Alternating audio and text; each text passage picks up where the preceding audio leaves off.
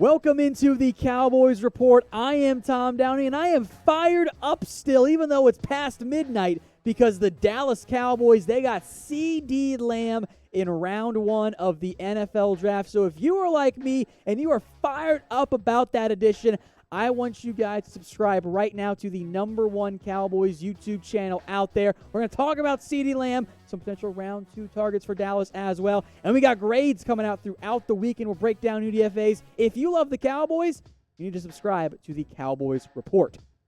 Let's dive in then to CeeDee Lamb, the pick by the Cowboys. They weren't cowards. Team 40 Burger is on cloud 9 still. The Cowboys, most importantly for me, they took the best player on the board. They got CeeDee Lamb, my number 7 overall player, the Cowboys' number 6 overall player in round 1. A brilliant move by the Cowboys. Yeah, you still got to figure out your defensive side of the ball. Lamb dominated at Oklahoma. He was incredible. He was my number 1 receiver. I think he was the Cowboys' number 1 receiver as well. So as we dive in more to CeeDee Lamb, what this means for the Cowboys in a little bit, I want you guys to grade this pick for me. A, B, C, D, or F. Let me know what you guys think. For me, it's a no-brainer. It's an A. You filled a big need because you needed a number 3 receiver. It's 2020. You're going to use those guys a ton. Run exclusive 11 personnel next year. Utilize Gallup and Cooper and Lamb nonstop. Your defense was not going to be good regardless. That's the reality. Your offense, though, took a huge step forward. We'll talk more about this, but I thought this was one of the best picks in all of round 1 of the NFL Draft. It is an easy A for me, but you guys cast your votes in the comments section.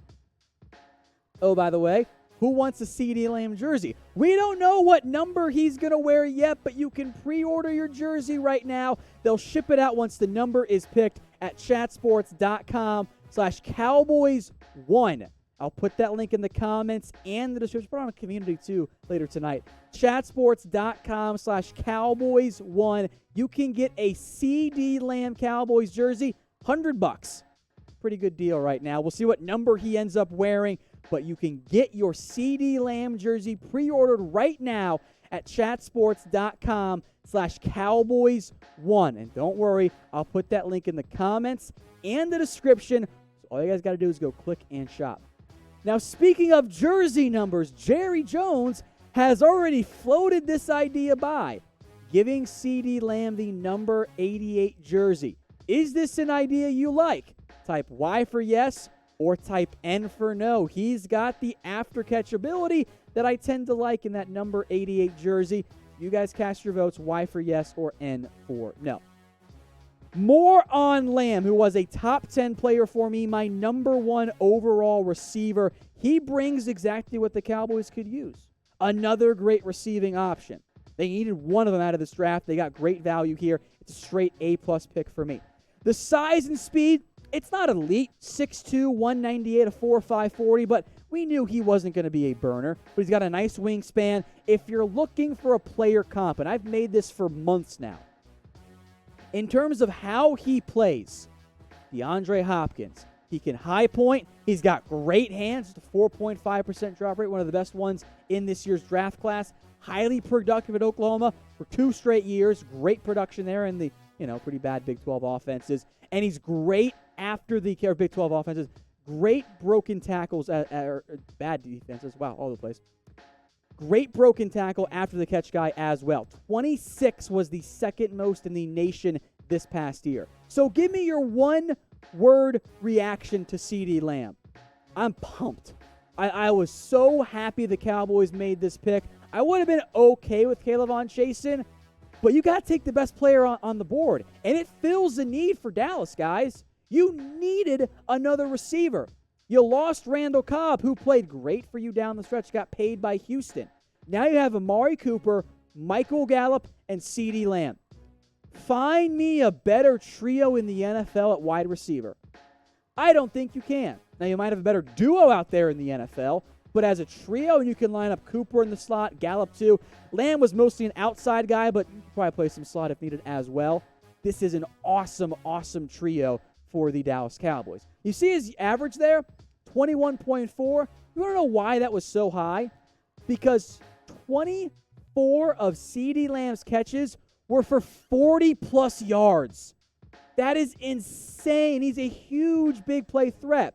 Now, on the negative side, little overly physical, might get some offensive pass interference calls, and his size isn't really indicative of how he plays, so that could be a red flag there. I want him to get better against the press, but I love CeeDee Lamb. He was a top 10 guy for me and a top 6 guy for the Cowboys for a reason. Now, you still got to figure out your defensive side of there. You got to address those needs, but you need a number 3 receiver. You've got Cooper and Gallup and Lamb now. Receiver, you're in great shape. You can figure out your 4 and 5 later. You can even sign some undrafted free agents, but let them all compete. You've got an incredible trio at wide receiver. So if you're Dak Prescott, you're feeling great about the draft pick. Unfortunately, not so much about his brother passing away. That's pretty horrible and tragic on that front. So, of course, our thoughts and condolences to Dak on that front. But as it relates to the offense going forward, oh, man. This should be, once again, one of the best offenses in the NFL. But the defense, well, that's a bigger issue the Cowboys will have to address in round 2 and round 3. Corner, safety, defensive tackle, edge. You can throw in linebacker if you want. Those are all major needs for Dallas as we look ahead to day 2 of the NFL draft.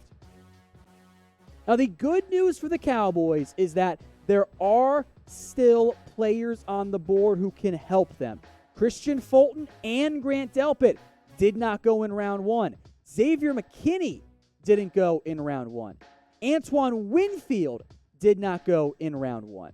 A.J. Epinesa, Trevon Diggs did not go in round 1. A bunch of other players that we'll dive into as well didn't sneak into the first round. So the Cowboys could be in a position where maybe they don't have to get super aggressive and trade up for somebody. You might be able to wait and still get someone. Now at corner, Fulton and Diggs, the two that I am monitoring. I'd be okay with Jalen Johnson around 2. I think there are some medical concerns there. Diggs has speed concerns. Fulton's got length issues. I think the NFL kind of soured on him for reasons I don't really fully understand. Maybe you can get one of those guys at pick 51. Maybe you can't. You have to consider corner, though, if you are the Dallas Cowboys. Looking at long term, you're not in great shape with Awuzie, Lewis, and Brown as relates to being a number 1 guy, but you can survive if you have to.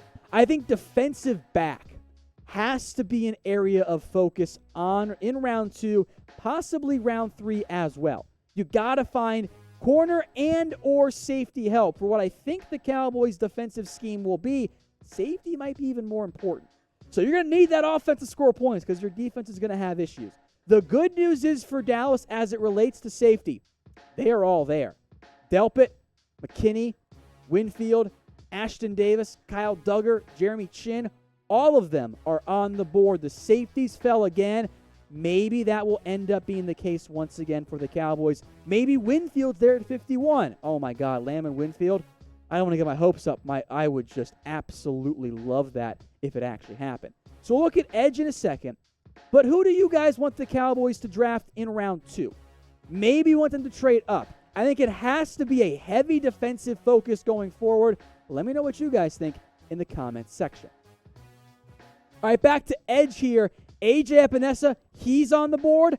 I like Josh Uche, by the way, a lot as well. Yitzhak Matos is there. Zach Bond, who's probably going to be more of a linebacker for the Cowboys, he's on the board. Julian Okwara is on the board. You guys can do the math. I have named well over 13, 14, 15 prospects. They're not all going to be defensive picks in round 2. I firmly believe the Cowboys can stand pat and still get an impact defensive player at either edge, corner, or safety. They can make that work if they stand pat and are patient. We'll see if they want to get aggressive, though, because I wouldn't hate it for a corner or a safety or one of those top edge guys instead. And if you want to see what happens on day 2, we blew the competition out of the water at Chat Sports. No one even came close. We were the most watched draft stream on the internet for round 1, and we're not going anywhere for round 2. So head over to youtube.com/chatsportstv or check my Twitter at @WelcomeDowney. It'll be there as well. We'll be live for the entirety of day 2 and day 3 as well, so you don't have to miss a single pick of the NFL draft. Hey Cowboys fans, thanks for watching the Cowboys Report. If you haven't already, click right here to subscribe to our channel for all the best Cowboys coverage on the internet. That's news, rumors, highlights, mailbags, film studies, and a whole lot more. And I'm making your lives a little bit easier as well with the next Cowboys Report video right here.